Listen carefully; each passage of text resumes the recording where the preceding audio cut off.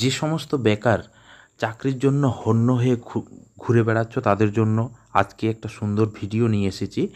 দেখো, জুলাই আগস্টে কিন্তু ভারত সরকার প্রচুর পরিমাণে ভ্যাকেন্সি ডিক্লেয়ার করবে এবং ইন্ডিয়ান রেলওয়েতে রিসেন্টলি এলপি অর্থাৎ অ্যাসিস্ট্যান্ট লোকো পাইলটে প্রচুর পরিমাণে ভ্যাকেন্সি বৃদ্ধি পেয়েছে, যেখানে কিন্তু পরবর্তী যে ভ্যাকেন্সিগুলো আসছে সেগুলোও কিন্তু প্রচুর পরিমাণে বৃদ্ধি হতে পারে বা এরকম পসিবিলিটি রয়েছে। তো আজ থেকেই তোমরা প্রস্তুতি শুরু করে দাও। কিভাবে প্রস্তুতি শুরু করবে, জিএস গুরু তোমাদেরকে অবশ্যই হেল্প করবে। তো আজকে আমি যে ভিডিও নিয়ে আজকে তোমাদের সামনে আলোচনা করব, অ্যাসিস্ট্যান্ট স্টেশন ম্যানেজার বা মাস্টার 2024 তার কি এলিজিবিলিটি রয়েছে, ভ্যাকেন্সি কত বা কি সিলেবাস রয়েছে, আগের বছর কেমন কাট অফ ছিল, এর আগে যে রিক্রুটমেন্ট হয়েছিল তাতে কেমন কাট অফ ছিল, আমি ডিটেলস এই ভিডিওতে আলোচনা করব। আমাদের দেখো, তার আগে বলে দিই যে জুলাই এর শেষ দিকে অথবা আগস্টের শুরুতে কিন্তু আমাদের অ্যাসিস্ট্যান্ট স্টেশন ম্যানেজার বা মাস্টারের কিন্তু নোটিফিকেশান বেরিয়ে যাবে, অ্যাপ্লিকেশান শুরু হয়ে যাবে। অর্থাৎ 2024 এবং 25-এর তোমাদের জন্য এটা সত্যি কিন্তু একটা গোল্ডেন ইয়ার।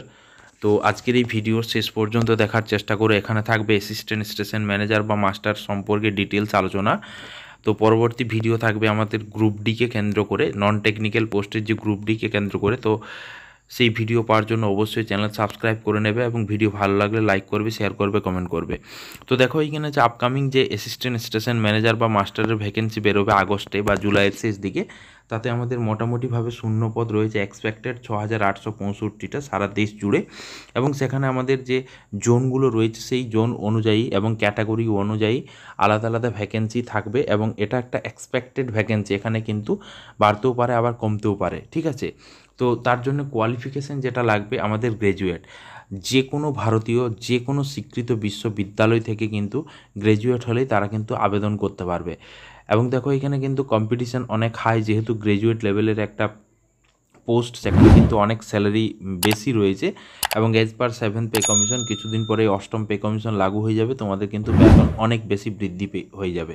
তো দেখো, এর আগে যে 2012 সালের যে রিক্রুটমেন্ট সিস্টেম ছিল, সেখানে কি এএসএম অর্থাৎ অ্যাসিস্ট্যান্ট স্টেশন মাস্টার বা ম্যানেজারের যে কাট অফ ছিল, সেইখানে দেখো এখানে যে জেনারেলদের যে কাট অফ ছিল, সেই কাট অফটা একটু আলোচনা করি। তো দেখো, জেনারেলদের কাট অফ ছিল 76.14, ওবিসিদের কাট অফ ছিল 68.65, এসসিদের কাট অফ ছিল 67.78। এবং দেখো, এখানে আছে এসটি যারা ছিল তাদের কাট অফ ছিল 65.96। ওকে, এখানে কিন্তু দুইভাবে কাট অফটা হয়েছে। একটা হচ্ছে যে রিটেন এক্সাম আর কম্পিউটার আপটিটিউড টেস্ট রয়েছে। তো অ্যাপটিটিউড টেস্ট এবং রিটেন এক্সাম, এখানে কিন্তু তোমার যে একটাই রয়েছে 70% আর একটাই রয়েছে 30%। এই মানে যে পার্সেন্টেজে, মানে এই ওয়েটেজে তোমার কিন্তু পার্সেন্টেজ হবে। তো এখানে দেখো, অ্যাসিস্ট্যান্ট স্টেশন মাস্টার হতে গেলে আমাদেরকে 4টা ধাপ যেতে হবে।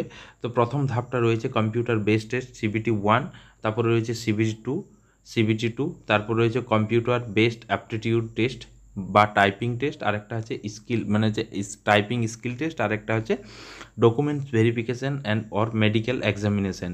এটা কিন্তু খুব ইম্পর্টেন্ট, অর্থাৎ 4টা ধাপ পার হতে হবে আমাদেরকে কিন্তু অ্যাসিস্ট্যান্ট স্টেশন মাস্টার হতে গেলে। এখানে কিন্তু 2টো CBT টেস্ট রয়েছে। তো আমি দেখো, প্রথম যে CBT টেস্ট রয়েছে, এখানে কিন্তু টোটাল আমার পরীক্ষা হবে 100 নাম্বারের এবং 100টি কোশ্চেন থাকবে এবং 100 মার্কস থাকবে, যেখানে ম্যাথ থাকবে 30 নাম্বার, জেনারেল ইন্টেলিজেন্স এবং রিজনিং থাকবে 30 নাম্বার, 30টি কোশ্চেন।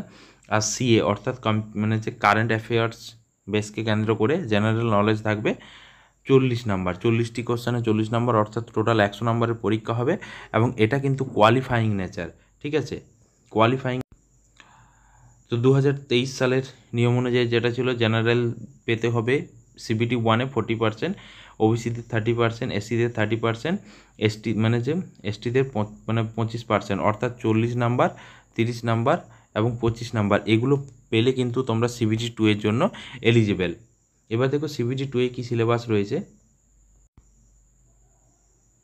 দেখো, এখানে হচ্ছে CBT 2, যারা CBT 1 ক্লিয়ার করবে তারা দিতে পারবে। এখানে ম্যাথ রয়েছে একটু হাই লেভেলের, 35টি কোশ্চেন, 35 মার্কসের। এরপর দেখো, এখানে হচ্ছে আবার দেখো সেই সিস্টেম,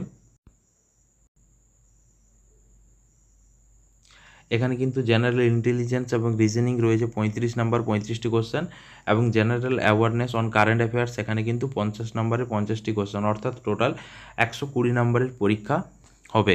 এবং এইটা কিন্তু এখানে 120 নাম্বারের যে নাম্বারটা পাবে সেটা কিন্তু আমাদের মেরিট লিস্টে কনসিডার করা হবে while preparing for the final merit list. এরপরে যারা CBT 2 পাস করবে তারা CBT 3 অর্থাৎ কম্পিউটার বেসড অ্যাপটিটিউড টেস্ট অর্থাৎ CBAT দিতে যাবে, এবং স্কিল টেস্ট সেখানেই তারা দেবে। এখানে অনেক ধরনের টেস্ট রয়েছে, যেটা পরবর্তী ডিটেলস নোটিফিকেশানে এলে তোমাদেরকে বলে দেবো। একটা এক্সপেক্টেড আমি আজকে আলোচনা করছি। এবং স্টেজ 4 যারা রয়েছে, স্টেজ 4 অর্থাৎ স্টেজ 3 যারা ক্লিয়ার করবে তারা চলে যাবে document verification and medical examination. তারপরেই কিন্তু তোমরা জানুয়ারি ফেব্রুয়ারির মধ্যে, অর্থাৎ 2024 জানুয়ারি 25 জানুয়ারি ফেব্রুয়ারির মধ্যে তোমরা কিন্তু হাতে নিয়োগপত্র পেয়ে যাবে। তো সুতরাং যেসব বেকার চাকরির জন্য হন্য হয়ে ঘুরে বেড়াচ্ছে তাদের জন্য সত্যি একটা সুন্দর সুখবর, এবং খুব তাড়াতাড়ি নোটিফিকেশান কিন্তু বেরিয়ে যাবে, এবং তোমরা আজ থেকে প্রস্তুতি শুরু করে দাও, কারণ তোমাদের জন্য সময় খুব কম। এবং আমার পরবর্তী ভিডিওটা আসবে গ্রুপ ডিকে কেন্দ্র করে, অর্থাৎ রেলওয়ে গ্রুপ ডির কী সিলেবাস রয়েছে, কিভাবে তুমি প্রস্তুতি নেবে, আমি তার একটা ডিটেলস ভিডিও বানাবো। এবং পরবর্তী ভিডিওর জন্য অবশ্যই আমার চ্যানেল সাবস্ক্রাইব করে নেবে। ভিডিও ভালো লাগলে লাইক করবে, শেয়ার করবে, কমেন্ট করবে। Thank you.